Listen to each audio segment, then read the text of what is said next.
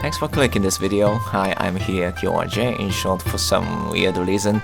A nice guy who introduces dishes popular in Japan with my own way of optimized recipes in the perspective of effort versus taste. In this video, you'll learn a Japanese fish simmer dish. The dish is super common everyday menu in Japan.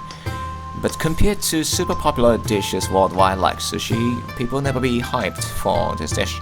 But that can be changed once people realize how delicious it is and how conveniently healthy it is.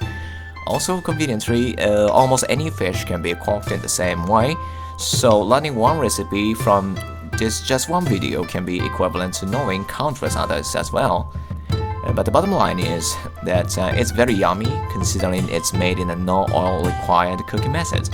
Thus, it's healthy and at the same time it is also equally satisfying as usual dishes. Anyway, the cooking itself is very easy, so without any further ado, let's dive in. This time I used the flatfish fillets. For fish fillets, the first preparation step is removing unnecessary water from fillets. Wipe water using cooking paper first and salt the fillets. In 10 to 15 minutes or so, this will make water inside fillets come out on its surface and wipe the water on the surface. This prevents the flavor from being weakened due to unnecessary water density in the meats. This water management technique, called as shiojime in Japanese, can be used for basically all fishes in all Japanese cooking, even for sashimi. Let's prepare the ingredients. It's super simple this time. I use scallion cut like this for simmering together, and ginger. I use ginger cut into thin slices this time.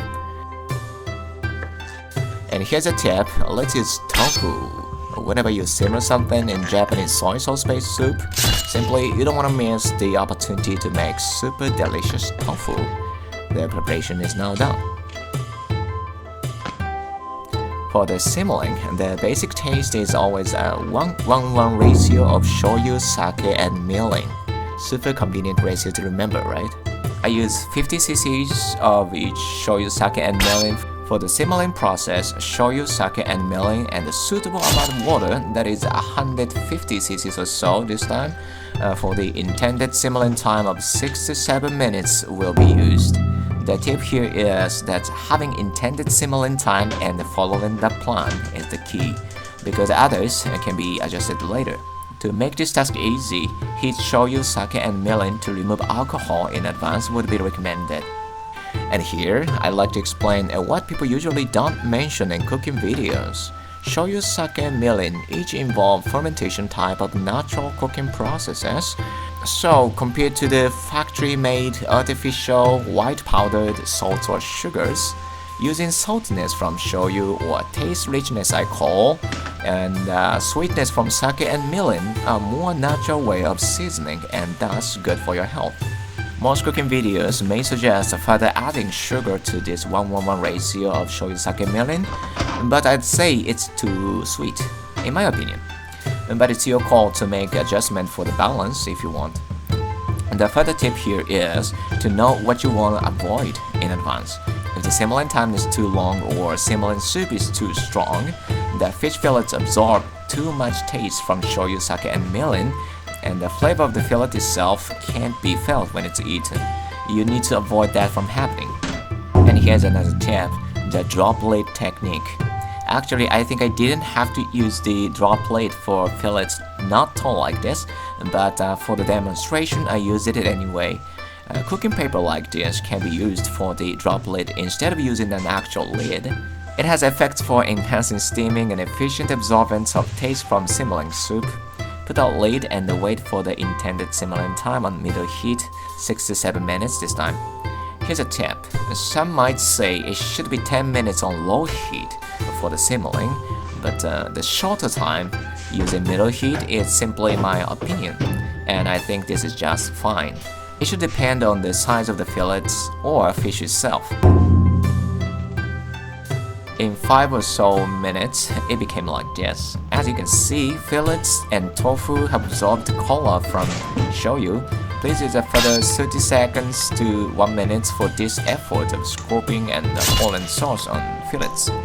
Making this within the intended simmering time is a skill you want.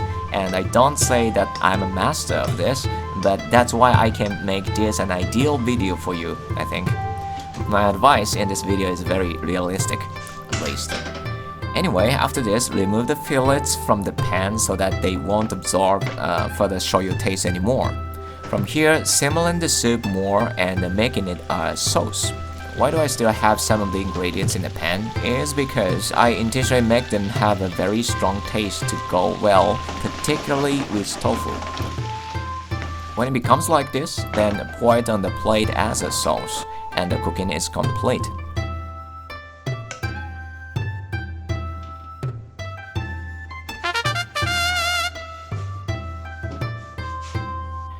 Since the Japanese meal always has white rice as a steady source of staples, so this dish, even without cooking oils ever used whatsoever, can be satisfying enough for even an empty stomach.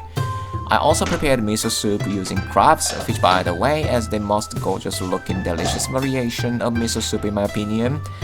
The thing is, tofu with a well simmered ginger slice on the top, it tastes like heaven in my opinion. If you're not familiar with tofu so far, please try this way and you'll know the true potential of the tofu. Everything on the plate extremely goes well with white rice, and eating this will make you perfectly known why Japanese meals don't have to rely on using oils. The fish simmer dish is a perfect example of those. In fact, no oil use doesn't necessarily mean it's fat-poor food. Actually, it's rich with healthy fat. Fish fat is categorized as unsaturated fatty acid and is fundamentally healthy. Anyway, thank you for watching. See you next time.